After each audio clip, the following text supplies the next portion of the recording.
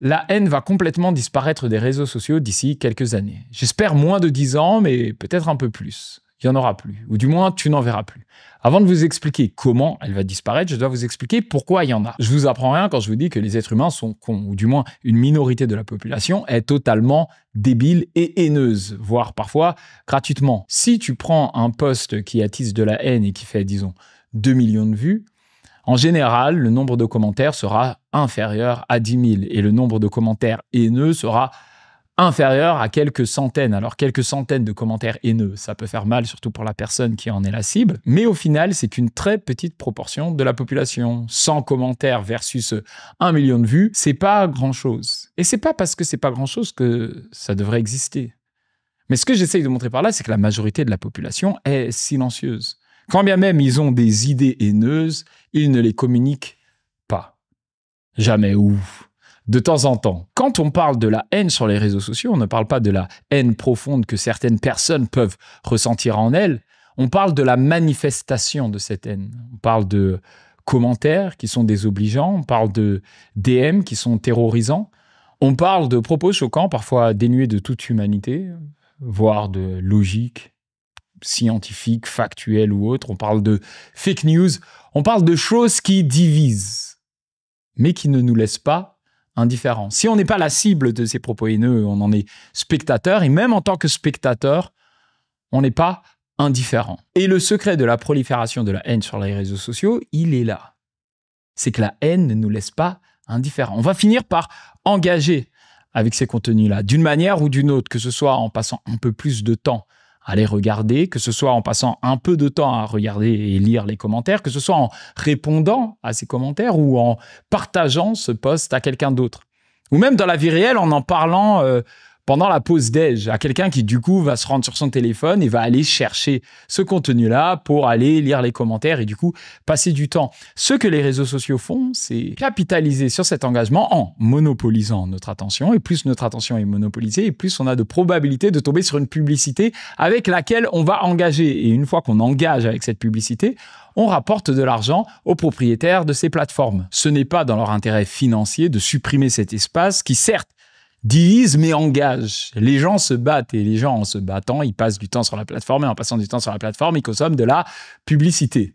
Tu as compris le cercle vicieux. Alors on pourrait demander à nos gouvernements d'imposer à ces plateformes de ne présenter que des contenus positifs, totalement dénués de haine. Mais qu'est-ce qu'on entend par haine ? La haine, c'est le sentiment qui porte une personne à vouloir faire du mal à une autre personne. Ça ne veut pas dire qu'elle va faire du mal à cette personne, mais elle a un sentiment qui l'habite, un sentiment haineux.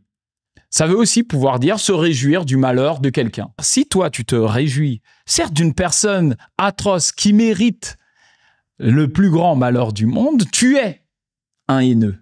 Que tu le veuilles ou non, c'est ça la définition. Donc, supprimer complètement la haine des réseaux sociaux, c'est aussi supprimer un peu ta liberté d'expression. Supprimer ton droit à célébrer le malheur qui peut arriver à quelqu'un qui a fait des choses horribles ou avec qui tu n'es pas forcément d'accord, parce qu'il dit des choses qui t'ont l'air dingues, mais en fait, d'un autre spectre qui ne sont peut-être pas dingues. En fait, la limite, elle est dure à poser, voire impossible à poser. Ça n'a pas empêché les gouvernements d'essayer. Pendant une décennie, sur Facebook, par exemple, les propos d'extrême droite étaient tous shadowban. Il suffisait de dire « je suis contre l'immigration » pour voir ces statistiques totalement s'écrouler.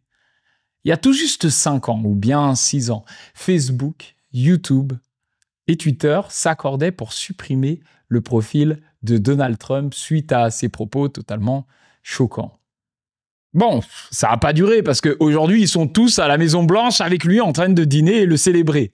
Bizarre, hein, et paradoxal. Mais on a eu une époque où ces plateformes jouaient les policiers et en essayant de canaliser la haine, avaient décidé de supprimer certains propos. Ça a fonctionné pendant un laps de temps, mais ça a fini par créer un problème beaucoup plus gros. Ces personnes qui étaient mises en retrait de la conversation publique ont appris à affûter leur discours. Ils ont appris à identifier les failles de l'algorithme et travailler 10 fois plus que la plupart des personnes dans la sphère digitale pour qu'on les entende. Parce qu'ils n'avaient pas le choix, c'était une question de survie. À vouloir mettre toute une partie de la population dans une boîte, on a fini par faire exploser la boîte de Pandore et en sortant, ces gens ont mis des claques à tout le monde. Rien que pour parler de politique, l'extrême droite est devenue hyper efficace à véhiculer leur message, à faire en sorte que leur opinion arrive sur ton feed. Que tu les suis, que tu ne les suis pas, que tu crois en leurs idéologies ou non, tu vas voir à un moment un contenu qui véhicule une idéologie d'extrême droite. La gauche, qui a bénéficié d'un terrain vaste et paisible sur ces plateformes pendant quelques années, n'a pas développé les compétences nécessaires pour gagner au jeu de l'algorithme. Et du coup, ça se voit un peu dans tous les pays européens. L'extrême droite prend de plus en plus de place parce qu'il gagne du terrain sur les réseaux sociaux. Alors, petit disclaimer, parce qu'on est en France et que je vous connais bien, l'objectif de cette vidéo est de parler de la haine, ou du moins la disparition de la haine sur les réseaux sociaux. Je ne suis pas là pour dire que tel parti politique est meilleur que tel parti politique. Je ne suis pas là pour dire que telle orientation politique est meilleure que telle orientation politique, ou je ne suis pas là pour débattre des idées et des divergences d'idées. D'ailleurs, pour vous parler en sincérité et compléter cette parenthèse, je viens d'une époque où on disait « les hommes politiques sont tous des menteurs ». Et c'est ce que je crois infiniment. Je pense qu'un politicien, à un moment donné, il va sacrifier le bien public pour ses biens personnels parce qu'il est là pour faire carrière, il est là pour se payer sa retraite, il est là pour subvenir aux besoins de sa famille. Et du coup, il mentira. Le cerveau, il a extrêmement du mal à comprendre qu'est-ce qui s'est passé ces dernières années pour qu'on érige au rang de superstar, de messie, sauveur de l'humanité, des personnalités politiques. J'ai l'impression que même juste en verbalisant cette pensée-là, je suis en train de dire une hérésie. Là où c'est normal de critiquer, là où c'est normal de se questionner. Enfin bref, revenons à notre sujet. En essayant de complètement supprimer la haine, les plateformes ont fini par en créer beaucoup plus. Et en ouvrant cette boîte de Pandore, ils ont eu accès à beaucoup plus d'engagement. Et en ayant beaucoup plus d'engagement, ils ont pu présenter beaucoup plus de pubs. Et en présentant beaucoup plus de pubs, ils se sont fait beaucoup plus d'argent. Il suffit de regarder leur cours à la bourse. Et c'est pour ça qu'elles ont toutes pris au début de l'année 2025 cette décision d'arrêter ou du moins de relaxer leur modération autour des contenus qui pouvaient s'approprier à des contenus haineux. Au nom de la liberté d'expression, ou plutôt des dividendes pour les investisseurs, on ne modère plus tous les discours se valent. Alors certes, il y a une imbalance parce qu'une certaine partie de la population, je prends les masculins pour exemple, ont développé des techniques redoutables pour faire passer leur message pendant qu'ils étaient invisibilisés. Mais c'est pas de la faute des plateformes, si? Non, c'est les gouvernements qui voulaient. D'ailleurs, Mark Zuckerberg s'amuse à faire la tournée des podcasts pour dire haut et fort que la censure appliquée sur Facebook venait en fait de l'administration Biden. Alors, on a essayé, ça n'a pas fonctionné. Mais je suis convaincu que la haine va disparaître des réseaux sociaux de toute façon. Il n'y en aura plus, ou du moins, tu n'en verras plus. Entre-temps, un nouveau protagoniste a fait son entrée dans le système, l'intelligence artificielle. On sait tous plus ou moins, ou du moins de surface, comment ça fonctionne. On écrit un message c'est un petit formulaire, celui-ci est envoyé au serveur OpenAI qui le font passer dans la machine qui est ChatGPT, il nous donne une réponse qui nous renvoie et qui s'affiche sur notre écran. Ce que la plupart d'entre vous ne savent pas, c'est que vous n'avez pas besoin de passer par les serveurs OpenAI pour communiquer avec une intelligence artificielle. Celles-ci sont tellement optimisées en moins de 5 ans qu'il y en a déjà une qui réside sur ton téléphone. Celle-ci est beaucoup plus petite que ChatGPT version 18, donc elle est peut-être pas capable de répondre à tes questions existentielles, mais elle est capable de converser aussi bien qu'un être humain moyennement intelligent. Elle est capable de discerner le bien et le mal, et surtout, elle ne communique pas avec Internet. Elle existe juste dans ton téléphone. La raison pour laquelle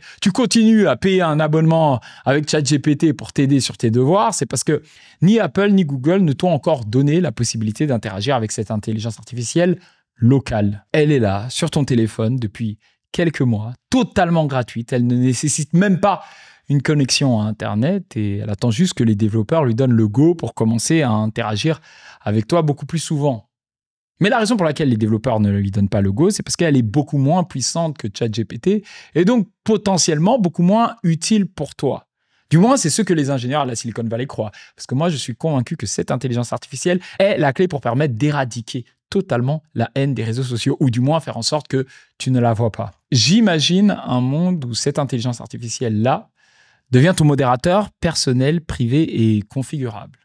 Avant qu'un post Instagram, disons, n'arrive à tes yeux, il passe d'abord par cette intelligence artificielle et c'est elle qui décide si tu le vois. Et si jamais elle décide que oui, ce post, il peut t'intéresser ou il peut susciter chez toi une émotion positive plutôt qu'une émotion négative et révoltante, elle te le montre.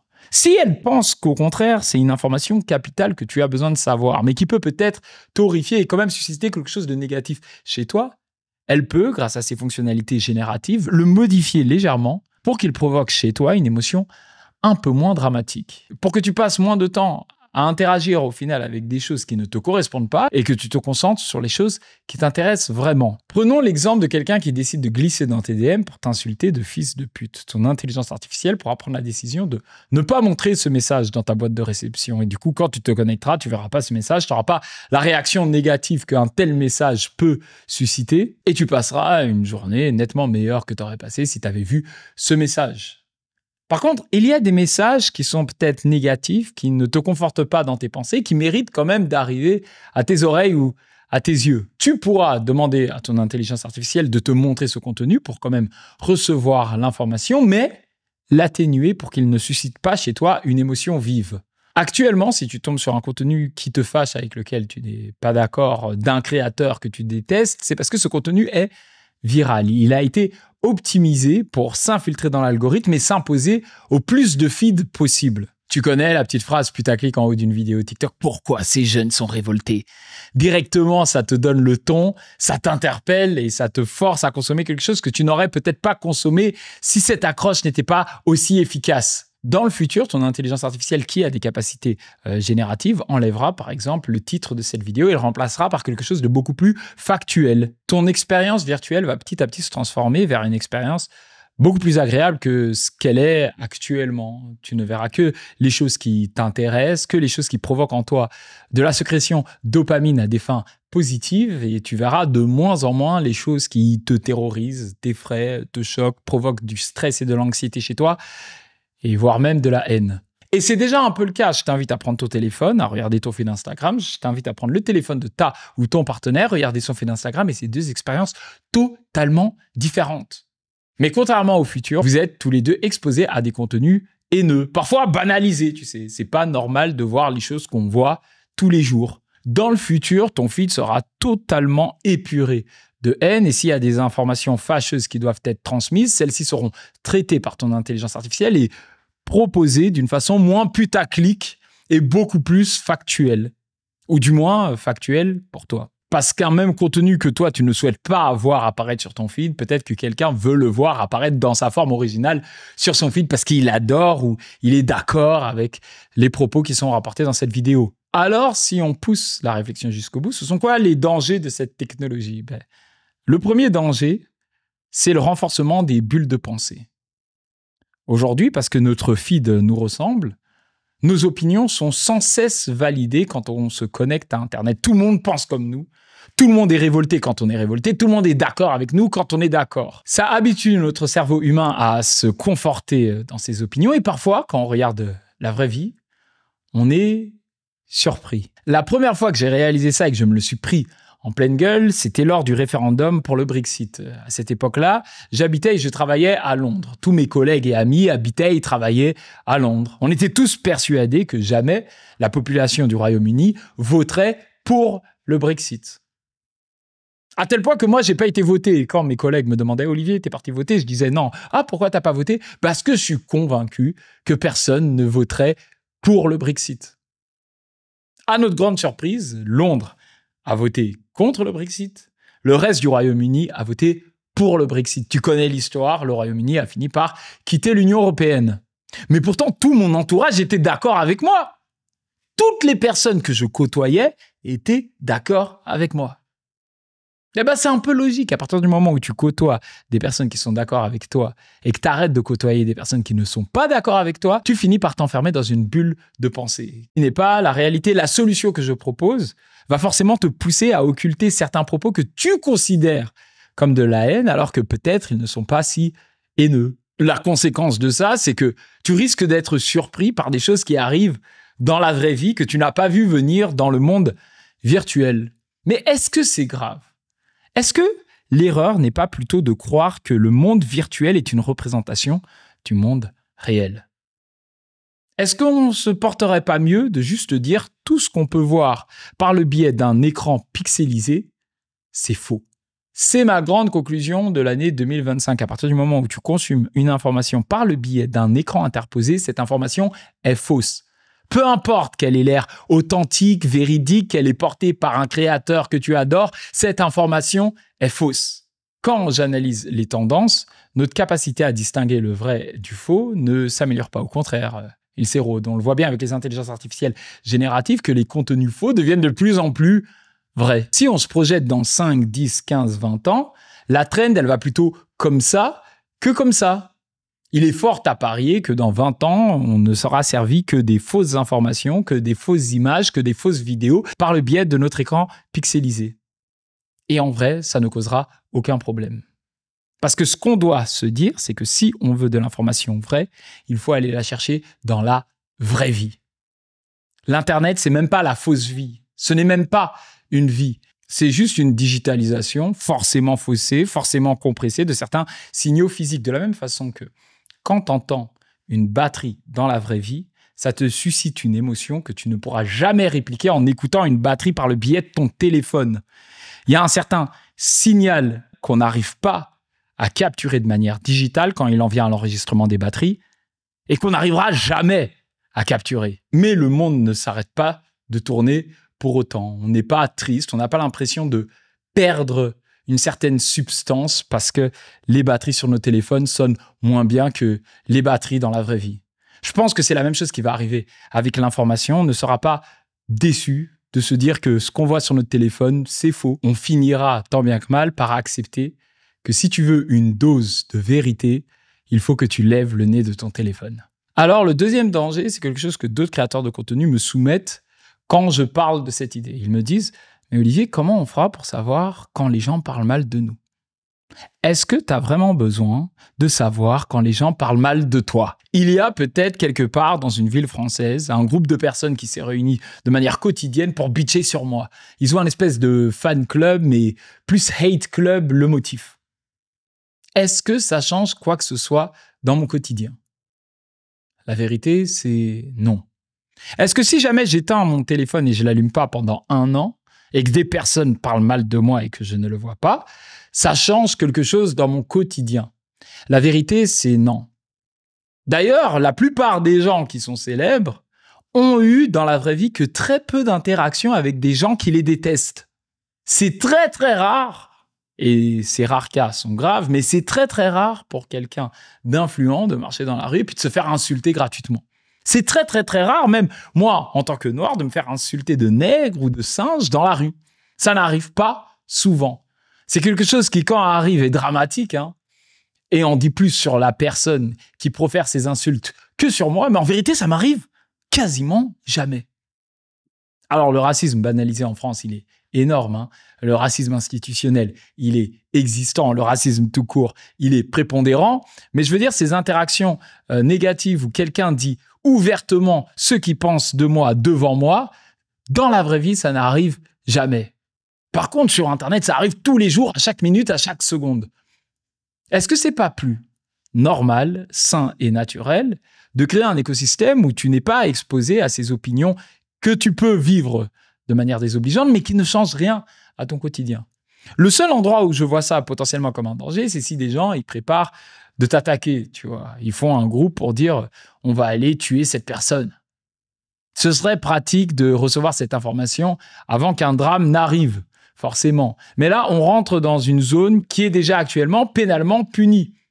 On le voit assez souvent, des influenceuses ou des influenceurs qui décident d'aller jusqu'au bout des démarches contre leurs cyberharceleurs, et ces gens-là finissent en prison parce qu'ils ont dit « je vais venir et je vais t'étriper ». On n'a pas besoin d'une nouvelle technologie, c'est déjà criminel actuellement. Les quelques conséquences d'avoir un petit policier dans ton téléphone qui trie le contenu avant que tu le vois sont minimes comparées aux bénéfices que ça peut rapporter à la société. Et au-delà de parler d'un bien-être quand tu consultes les réseaux sociaux, je parle aussi d'une protection contre la manipulation. Actuellement, les algorithmes qui choisissent et contrôlent ce que tu vois apparaître sur ton feed ne sont pas hébergés sur ton téléphone. Ces algorithmes sont hébergés sur les serveurs de ces grands groupes. Et eux ont des curseurs qu'ils peuvent ajuster pour que tu vois un peu plus certains types de contenus, un peu moins certains types de contenus, pour te forcer éventuellement à changer ton opinion et finalement consommer des produits issus de la publicité. Au-delà de la manipulation commerciale, il y a la manipulation politique. Ce que les États-Unis craignaient avec TikTok, c'est que les données hébergées sur les serveurs TikTok en Chine soient utilisées par le gouvernement chinois pour faire de l'espionnage sur les citoyens. C'est pour ça qu'ils ont voté pour interdire TikTok, ou du moins la version chinoise de TikTok aux États-Unis, pour racheter le code de TikTok et déployer une nouvelle application, TikTok Amérique, dans quelques mois. Toutes les données qui passeront par TikTok Amérique seront hébergées aux États-Unis et permettront au gouvernement américain d'espionner leurs propres citoyens.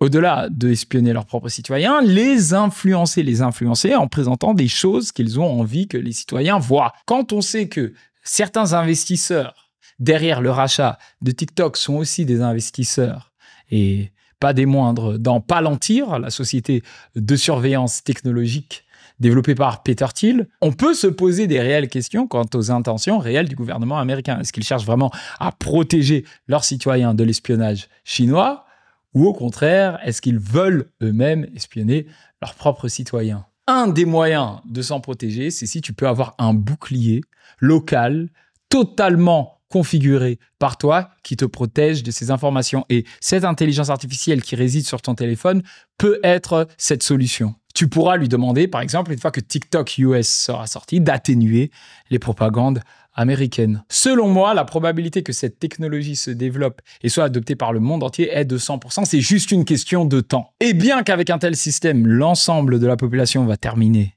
dans des bulles, chaque individu sera propriétaire de sa bulle et il pourra choisir si elle est petite ou si elle est grande, si elle exclut totalement les propos divergents ou au contraire si elle accueille à bras ouverts les opinions différentes. Tôt ou tard, un constructeur de téléphone va faire l'annonce, c'est sûr et certain, il va dire dorénavant tu peux filtrer ton contenu Facebook, TikTok et Instagram juste grâce au langage en disant à ton téléphone j'ai envie de voir un peu moins de meurtres en ce moment.